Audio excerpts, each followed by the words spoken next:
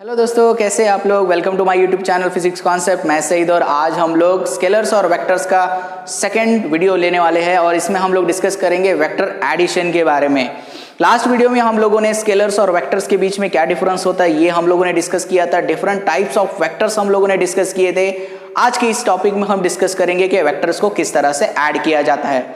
तो देखिए, हम लोगों को एडिशन के बारे में, अलजेब्रिकली एडिशन तो हम लोगों को सबको ही पता है कि अगर हम मान लीजिए हम लोग कंसिडर करते हैं कि 4 किलो शक्कर लेते हैं और फिर से 3 किलो शक्कर लेते हैं तो दोनों हो जाते हैं मिलाकर 7 किलो शक्कर। बहुत ही आसान है, ये हमारा स्केलर या फिर यूजुअल जो एडिशन होता है, ये एडिशन हम लोग इस तरह से करते हैं। लेकिन जब हम बात करते हैं वेक्टर्स की तो वेक्टर्स में थोड़ा सा फर्क यहाँ पर पड़ जाता है। लेकिन यहाँ पर भी ऐसा हो सकता है, वेक्टर्स में भी हम इस तरह से इसको ऐड कर सकते हैं, लेकिन यहाँ पर एक कंडीशन आती है। कंडीशन क्या है कि if the two vectors are we can say that two same physical quantity, we can say that same physical quantity के दो वेक्टर्स अगर एक ही डायरेक्शन में ट्रैवल कर रहे हैं तब हम लोग क्या कर सकते हैं, उनको अलजेब्रिकली ऐड कर सकते हैं या फिर सब्सट्रैक्ट कर सकते हैं। तो पहला अगर हम लोग कंसीडर करें when two vectors of same type travel in same direction, same or opposite direction,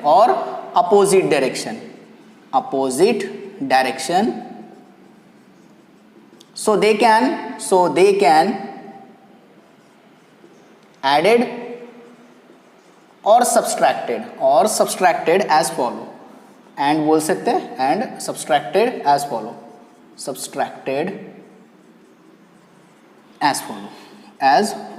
okay, तो चलो फॉलो करते हैं।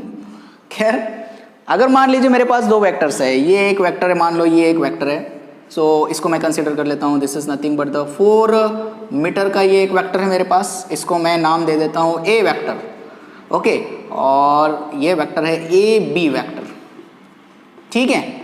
और एक और वेक्टर है मेरे पास, यहाँ पर मान लेते हैं मैं एक दूसरा वेक्टर ले लेता हूँ। ये मैंने दूसरा वेक्टर ले लिया। यहाँ पर ये है B से C तक का वेक्टर जिसका मैग्नीट्यूड है 3 मीटर का। ओके, इसको मैं कहता हूँ B वेक्टर। अब मुझे चाहिए इन दोनों का रिजल्टेंट वेक्टर। ओके, तो ऐसे केस में जब ये दोनों सेम डायरेक्शन में होते हैं तब हम क्या कर सकते हैं, इसका हेड इसके टेल को कनेक्ट करेंगे। मतलब the head of the first vector is connected to the tail of the second vector. So what we get here, तो हम लोग अगर ऐसा करते हैं तो हमें मिलता है इसका रिजल्टेंट।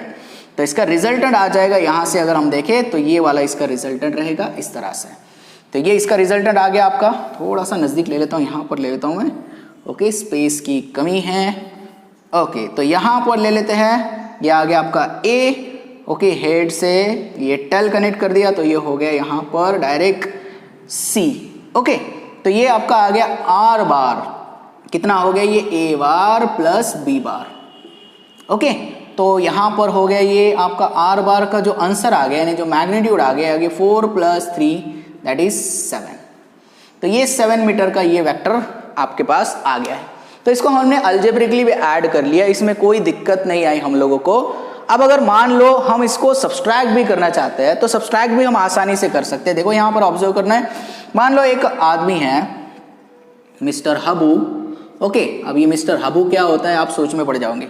ओके, नाम है भाई। ओके, तो मान लो यहाँ पर एक आदमी है।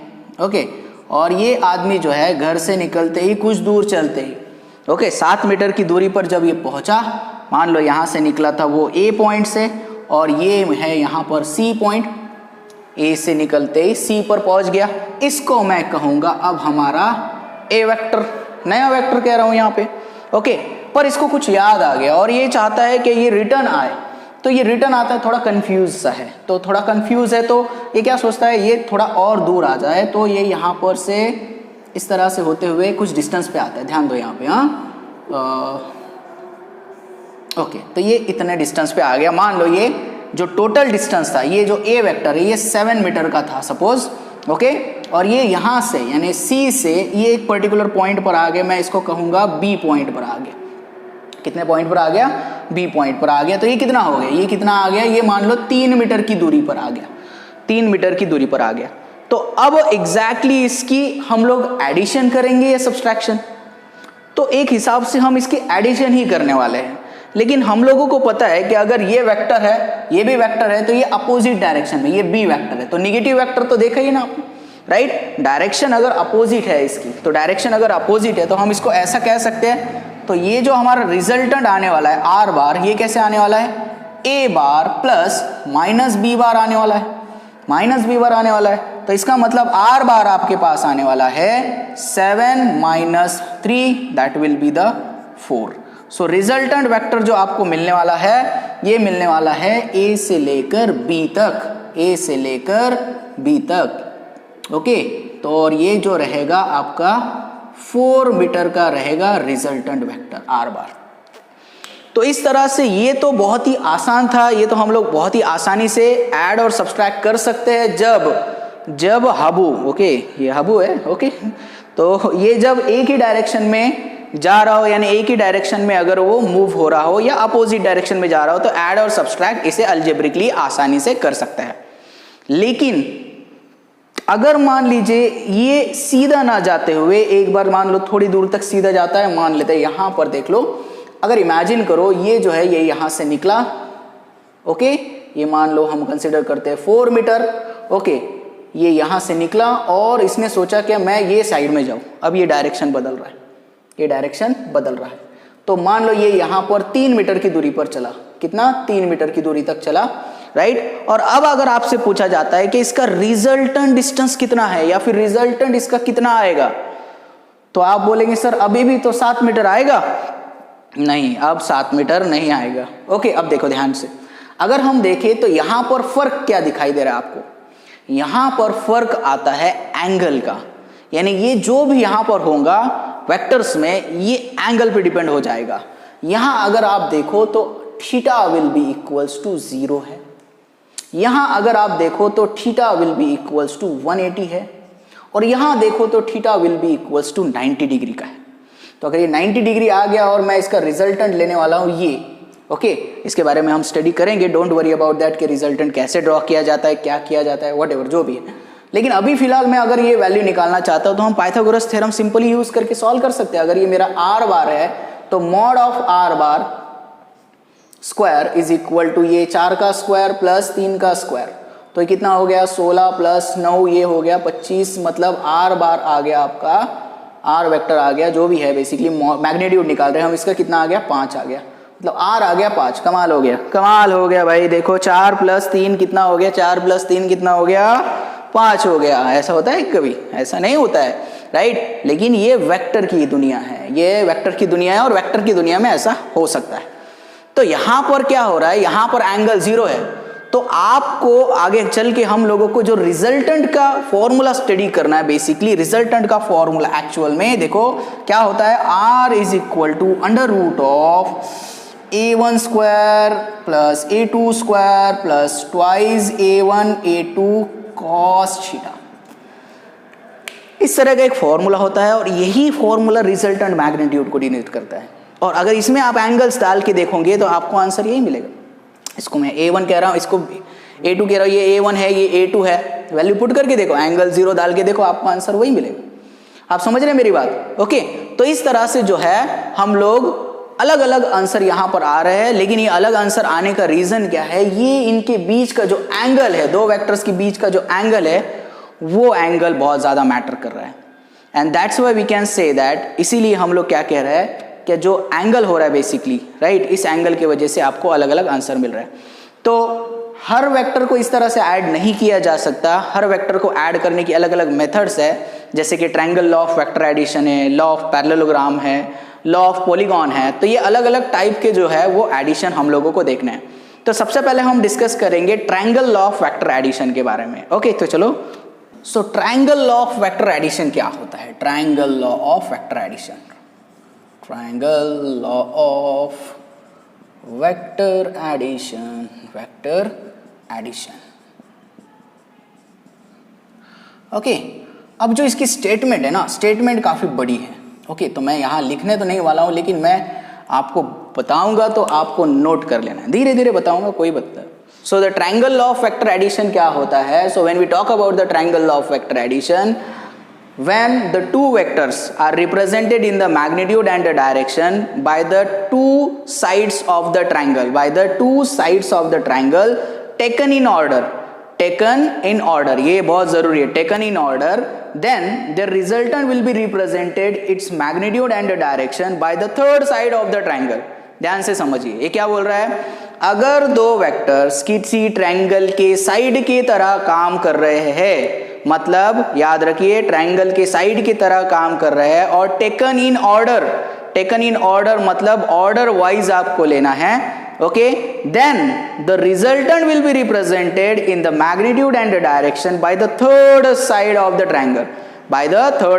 ट्रायंगल, मतलब ये कि मान लो मेरे पास दो वेक्टर्स है, ये एक वेक्टर है, इसको मैं कहूंगा सपोज ये एक वेक्टर है मेरे पास, ये ए वेक्टर है, ओके, और ये कोई बी वेक्टर है मेरे पास, ये बी वेक्टर है, तो इसका रिजल्टेंट वेक्टर क्या आएगा? तो इसका resultant vector taken in order मतलब मान लो ये ओ ए और ये है मान लो ए, और ये क्या हम लोग कंसिडर कर लेंगे, this will be equals to A B, okay. तो टेकन इन ऑर्डर का मतलब ओ से ए तक गया तो ए यहां पर ज्वाइन हो जाएगा इसके हेड के टेल को, ओके, इसका हेड इसके टेल को कनेक्ट हो जाएगा, ओके, ये इतने एंगल पे है इसके, तो इसको कनेक्ट कर लेंगे तो ये क्या बन जाएगा? देखो जरा, ये हमारा एक वेक्टर इस तरह से बन जाएगा, ये यहां पर बन गया, right? This is nothing but the, okay, so what is the resultant vector? Resultant vector is represented by the third side of the triangle, मतलब ये ए वेक्टर है, ये बी वेक्टर है, तो थर्ड साइड क्या बची? ये बची, so this will be the third side of the triangle. So this is our r bar. ये क्या हो गया आपका r bar कितना हो गया? a bar plus b bar. तो यहाँ पर एक एंगल आपको दिखाई दे रहा है, इतने एंगल से थीटा, इतने एंगल से ये क्या है यहाँ पर ज्वाइंट हुआ है, ओके। तो इस तरह से यहाँ पर आपको ट्रायंगल लॉ मिल जाता है। समझ में आ रहा है आप लोगों को मैं क्या बता रहा हूँ? ट्रायंगल लॉ का मतलब क्या होता है? अगर दो साइड्स किसी ट्रायंगल की तरह काम कर रहे, अगर दो वेक्टर्स किसी ट्रायंगल के साइड की तरह काम कर रहे, टेकन इन ऑर्डर का मतलब ऑर्डर याद रखना है आपको, ओ से ए तक है, ये ए से बी है, तो ओ से ए और यहाँ ए का जो हेड है इसके टेल को कनेक्ट हो जाएगा। सो समझ में आ गया आप लोगों को किस तरह से हम लोग इसको ऐड करेंगे, राइट? तो इस तरह से हम लोग क्या कर सकते हैं, इनको आसानी से triangle law of vector addition use करके दो वेक्टर्स को आसानी से हम लोग क्या कर सकते हैं, ऐड कर सकते हैं, ओके। नाउ यहाँ पर इसका स्टेटमेंट मैंने यहाँ पर लिखा है, देखो, okay, when two vectors of the same type represented in magnitude and direction by the two sides of triangle taken in order, याद रखना यहाँ पर taken in order, then the resultant is represented in magnitude and the direction by the third side of the triangle, starting from tail of the first vector to the head of the second vector, मतलब कैसे connect करना है आप समझ में आ रहा है आप लोगों को? ये एक वेक्टर है, ये दूसरा वेक्टर है, ओके, तो टेकन इन ऑर्डर लिया या ऑर्डर वाइज हमने लिया, यानी ओ से ए और ए से बी यहाँ पर इस तरह से ऑर्डर वाइज लिया। आपको ऐसा उल्टा नहीं कनेक्ट करना है, ध्यान दो, यहाँ पर आप इसको ऐसे नहीं कनेक्ट कर सकते, अगर ये ऐसे लिया तो आप इसको ऐसे नहीं कनेक्ट कर सकते, ओके, दिस इज रॉन्ग, ये गलत है, ऐसे आप कनेक्ट नहीं कर सकते, आपको ऑर्डर वाइज जाना है, इसके हेड से इसके टेल को कनेक्ट करना है, तो ही ये करेक्ट ऑपरेशन रहेगा। तो यहाँ पर रिजल्टेंट जो मिलेगा आपको इस तरह से मिलेगा, और रिजल्टेंट कहाँ से स्टार्ट होता है? Starting from the tail of the first vector to the head of the second vector, और इस तरह से जो है ये ट्रायंगल लॉ इस तरह से एक्सप्लेन होता है, ओके। आगे चल के बेसिकली हम लोग देखने वाले हैं कि इसके जो एंगल होता है किस तरह से मेजर किया जाता है, और भी बहुत सारी चीजें हम लोग इसके बारे में डिस्कस करेंगे, प्रॉपर्टीज वगैरह देख लेंगे इसके, ओके। कुछ लॉज ये ओबे करता है, जैसे कम्यूटेटिव लॉ और एसोसिएटिव लॉ को ये ओबे करता है, वो हम आगे देखेंगे। तो देखो अभी हमने दो एडिशन देख लिए। सबसे पहले हम लोगों ने देख ली कि when the two vectors are in the same direction, जब दो वेक्टर्स सेम डायरेक्शन में होते हैं तो उनको अलजेब्रिकली हम क्या कर सकते हैं, आसानी से ऐड कर सकते हैं। लेकिन अगर दो वेक्टर सेम डायरेक्शन में नहीं है, उनमें अगर एंगल्स बन रहा है, उनके रिजल्टेंट में अगर एंगल बन रहा है, तो वहां पर हम लोग क्या कंसीडर करते हैं, triangle law of vector addition का यूज करते हैं। क्या करते हैं? Triangle law of vector addition का यूज करते हैं। अब हमारा तीसरा जो यूज है या फिर तीसरी जो मेथड है वेक्टर एडिशन की, उसको हम लोग कहते हैं लॉ ऑफ पैरेललोग्राम। अब लॉ ऑफ पैरेललोग्राम क्या होता है ध्यान दीजिए आप। ओके, तो अगर हम बात करें लॉ ऑफ पैरेललोग्राम की, law of parallelogram, parallelogram,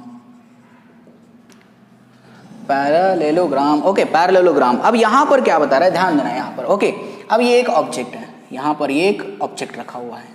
okay, और ये ऑब्जेक्ट को बेसिकली यहां से करण खींचता है, करण, और यहां से अर्जुन खींचता है, अर्जुन। मेरे करण अर्जुन आएंगे, मेरे करण अर्जुन आएंगे, बिल्कुल आएंगे, बिल्कुल आएंगे। ओके, सो ये जो है बेसिकली अगर ये ब्लॉक को करण इस डायरेक्शन में खींचता है और ये जो है ये अर्जुन इस डायरेक्शन में खींचता है, तो कहाँ जाएगा ये ब्लॉक?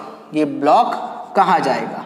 तो ब्लॉक जो है बेसिकली ब्लॉक जाएगा सीधे सीधे, सीधे सीधे। आप समझ रहे मेरी बात?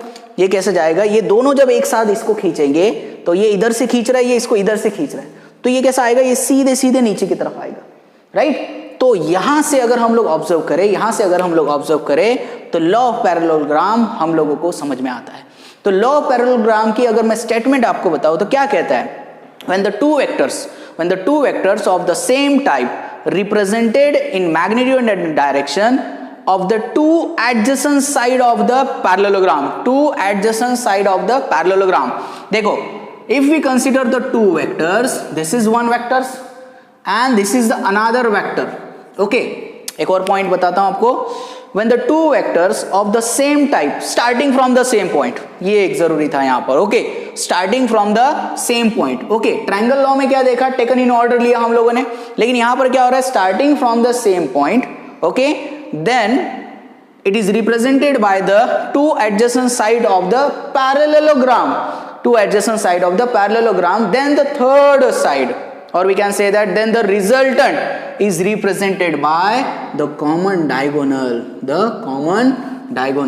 ओके। तो इस तरह से ये इसका क्या बन जाता है? यहां पर इसका रिजल्टेंट बन जाता है। क्या बन जाता है? रिजल्टेंट बन जाता है। ओके, सो ये जो है हमारा रिजल्टेंट है। तो अगर मैं कहूंगा ये P बार है, ये Q बार है, तो ये रहेगा हमारा R बार, जो रहेगा P बार प्लस Q बार। अब आप बोलेंगे सर ये दोनों सेम है क्या? अरे यार, एडिशन तो सेम ही आएगी। ओके, लेकिन अगर हम बात करेंगे यहाँ पर तो फर्क क्या है? यहाँ पर ट्रायंगल लॉ में टेकन इन ऑर्डर हम लेते हैं और यहाँ पर क्या हो रहा है? हम लोग सेम पॉइंट से स्टार्ट कर रहे हैं वेक्टर्स को। ओके, तो यहाँ पर हम लोग अगर देखें तो इसको हम प्रूफ भी कर सकते हैं। अगर ये P बार है तो ये भी क्या होगा? P बार होगा। अगर ये Q बार है तो ये भी क्या होगा? Q बार होगा, राइट? तो यहाँ पर अगर मुझे इसे प्रूफ करना है, अगर मुझे यहाँ पर इसको प्रूफ करना है तो मैं कैसे प्रूफ कर सकता हूँ? सो मान लीजिए ये O A है, ये O B वेक्टर है। ओके, ये C वेक्टर ले लेते हैं, right? So you can say that according to triangle law of vector addition, according to triangle law of vector addition, triangle law of vector addition क्या कहता है? Triangle law of vector addition, this is P bar Q bar, बराबर है ना?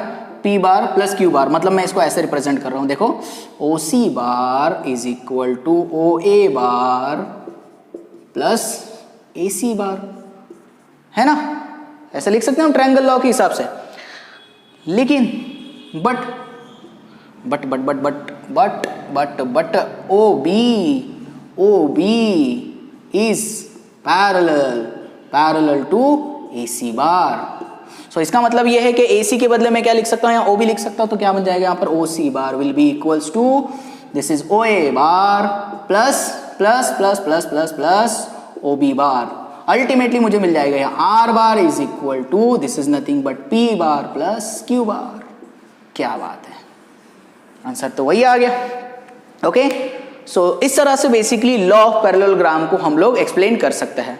तो law of parallelogram की statement मैं लिख देता हूं, आप समझ लीजिए। ओके, सो देखो, लॉ ऑफ पैरेललोग्राम का स्टेटमेंट हम लोग क्या लिख सकते हैं? लॉ ऑफ पैरेललोग्राम का स्टेटमेंट हम इस तरह से लिख सकते हैं, when the two vectors of the same type starting from the same point, ये जरूरी है, starting from the same point, represented in magnitude, right, bye its magnitude and the direction, act as a two adjacent side of parallelogram, two adjacent side of parallelogram, then the resultant is the diagonal of the parallelogram starting from the same point.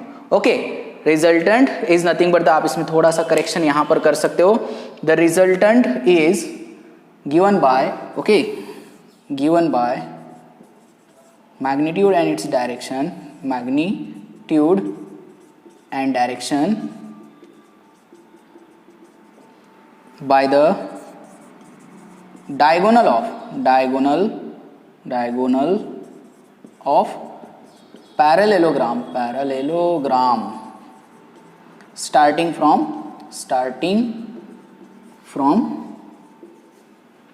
same point.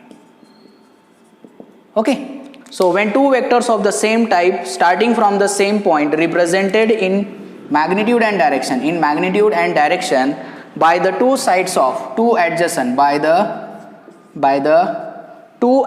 side of parallelogram, then the resultant is given by the magnitude and the direction by the diagonal of